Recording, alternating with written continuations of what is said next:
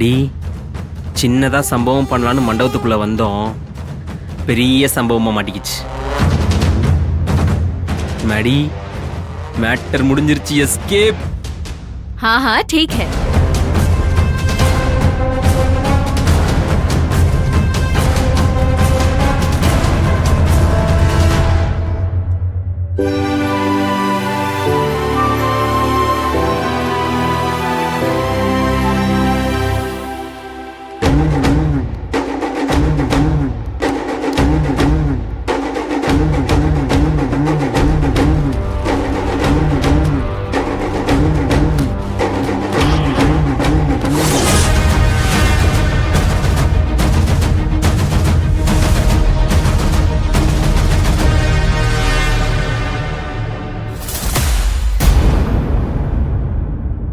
ஏதோ உங்க சொந்தக்காரனா இருப்பான் போல, அதான் உங்க ரூமுக்கு வந்திருக்கான்னு பார்த்தா நகையை திருடி இருக்கான்.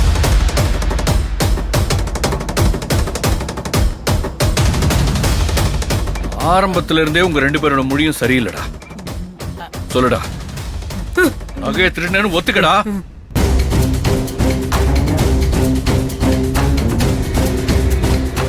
பஸ் நிஜமா பஸ், நாங்க எடுக்கல பஸ்.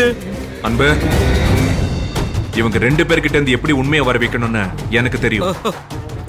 டேய் மேடி, காலையில ஒரு 4 பேர் வந்து அடி வாங்கிட்டு போனாங்க பார்த்தல, அதே மாதிரி உனக்கும் கொடுத்தாதான் உண்மையை சொல்லுவியோ? அன்பு, ஸ்டார்ட் பண்ணு. ஐயோ அண்ணா அண்ணா அண்ணா அண்ணா, என் உடம்பு அடியில தாங்காதுண்ணே. நாங்க தான் திருடணும், நாங்க தான் திருடணும், நாங்க தான் திருடணும்.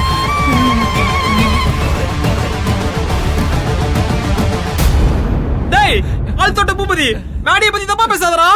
போடா மாடசாமி. இவன் பேர் மேடி இல்ல, மாடசாமி. பணம் நகையை திருடாதுன்னு அப்பவே சொன்னேன். நகையை திருடி பைத்தியக்காரன் என்ன மாட்டி விட்டான். டேய், எதுக்குடா வந்தீங்க இங்க?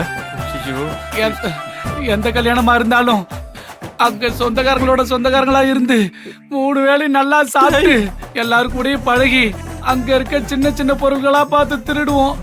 நாங்க சின்ன திருடனுங்க. டேய், வைர நெக்லஸ் திருடுறது சின்ன திருட்டா? பாஸ், ஒரு நிமிஷம் பாஸ். நீங்க நினைக்கிற மாதிரிலாம் நாங்க பெரிய திருடர்கள்லாம் இல்ல. செல்போனு, காமாட்சி விளக்கு, குத்து விளக்கு, தாம்பளத்தட்டு, அப்புறம் சைடிஸ்க்கு மாம்பழம், மாதுளம்பழம், இந்த மாதிரிலாம் ஏதாவது திருடுவோம். இவன் ஜீன்ஸ் பேண்ட் டிஷர்ட்லாம் கூட திருடுவான். இவனுக்கு சைஸ் பார்த்தாதா ஏன்டா கொடுத்துருவான். அதை நான் தான் போட்டுப்பேன்.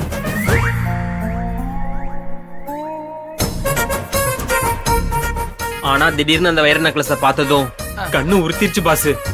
எவ்வளவு நாள் தான் நானும் சிறுசாவே திருடுறது. அதான் அந்த வைர நகையை திருடி மொத்தமா செட்டில் ஆயிடலான்னு பார்த்தேன். இப்ப மொத்தமா செட்டில் ஆக போறேன் பாஸ்.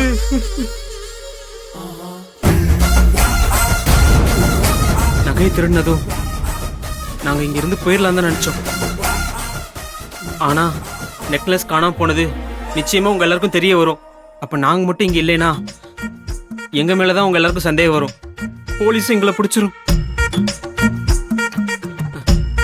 அதனாலதான் நீங்க எல்லாரும் மாப்பிள்ளை அழைப்புக்கு வெளியில போனப்போ அந்த நெக்லஸ கொண்டு வந்து இவங்க பேக்ல வச்சேன்.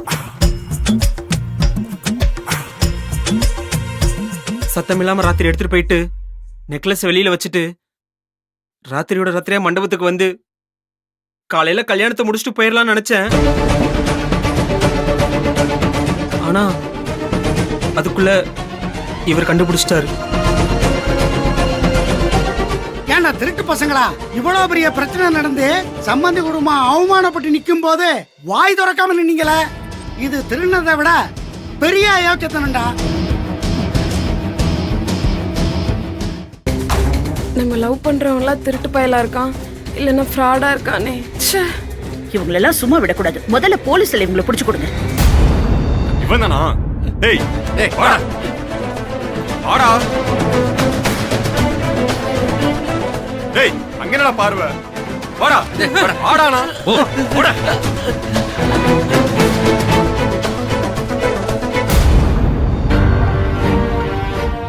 என்னமோ வேலு வாணியும் திருடிட்டாங்கன்னு கண்டபடி பேசினா, இப்ப பேசின வாய எங்க கொண்டு போய் வச்சுப்ப?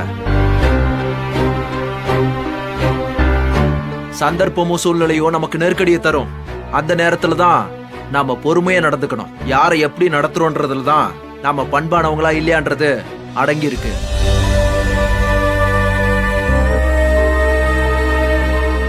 கண்ணால பாக்குறதும் போய் காதால கேக்குறதும் போய் தீர விசாரிக்கிறது தான் மெய்ன்னு சொல்லுவாங்கல்ல, அது சும்மா இல்ல. எல்லாத்தையும் தீர விசாரிக்கணும்.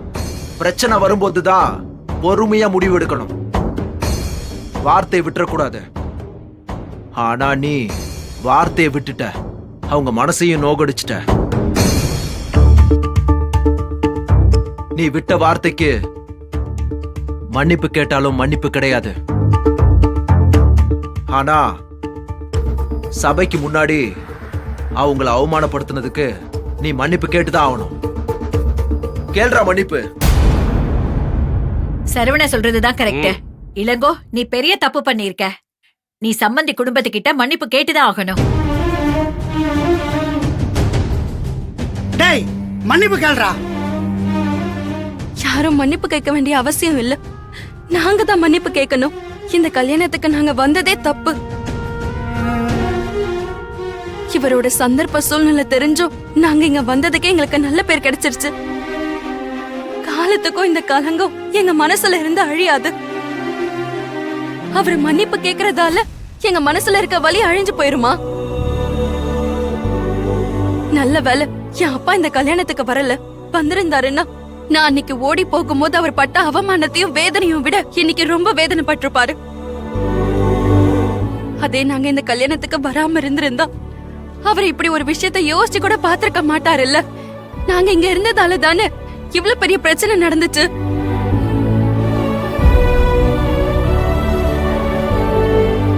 இனிமேலும் நாங்க இங்க இருந்து மறுபடியும் வேற ஏதாவது பிரச்சனை ஆகி அதுக்கும் நாங்க தான் காரணம்னு எங்க மேல சந்தேகம் வந்து மறுபடியும் அவமானப்பட நாங்க தயாரா இல்ல.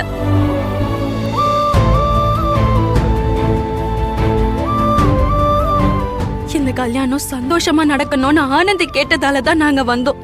ஆனா நாங்க இங்க இருந்தா இந்த கல்யாணம் சந்தோஷமா நடக்காதுன்னு புரிஞ்சுக்கிட்டோம். நாங்க போறோம். அண்ணி அண்ணி, தயவு செஞ்சு போகாதீ அண்ணி. உங்க கஷ்டமும் நிலைமையும் எனக்கு புரியுது.